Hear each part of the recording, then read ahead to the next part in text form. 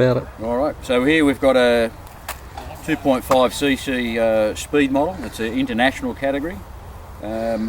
Pretty much all the models look like this, only one wing on it. The wing has got a maximum span of 1 metre from the centre line of the fuselage out, so that's a restriction on it. The fuel that we use in the engines is also restricted, 20% castor oil and 80% methanol.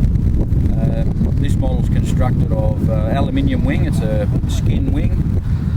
Metal, the reflective part here is aluminium mount, and then the rest of it, the fuselage is timber and a carbon fibre tailplane. Out the back of the model where the silver sort of conical section is here, that's the tune pipe, which is effectively like a supercharger for a two-stroke. And the propulsion for it is obviously propeller. We've got one on the front here, only a single blade, carbon fibre prop, and it's built into the actual spinner component of the propeller.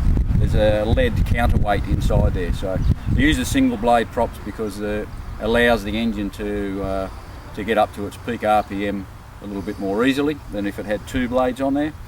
When they're running flat out, the engine does between 39 to 40,000 RPM, and depending upon the day and the propeller and whatnot that's on there, the speeds can range from anywhere from sort of 280 up to the quickest I've ever done with it is 297.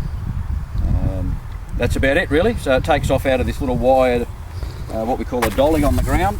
So it sits down into the little wire frame, and we start the motor whilst it's in there, and it'll run around the concrete for about half a lap, and then it'll lift out of that dolly. The dolly then stays on the ground, and then about maybe a lap or so later the engine will have got up to its maximum operating RPM, and hopefully you'll see a good speed.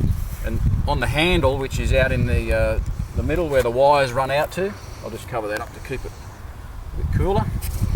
There's a handle out in the middle of the circle, and you can see a pole that's in line sort of with that flagpole there.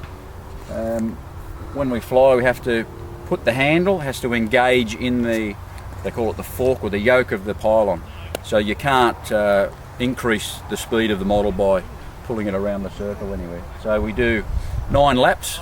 Once the handle goes in, pretty much 9 laps from there, and that 9 laps will equal the 1 kilometre. So it'll do the kilometre anywhere between 12.2 seconds and 13 and a half if it's on a bad day.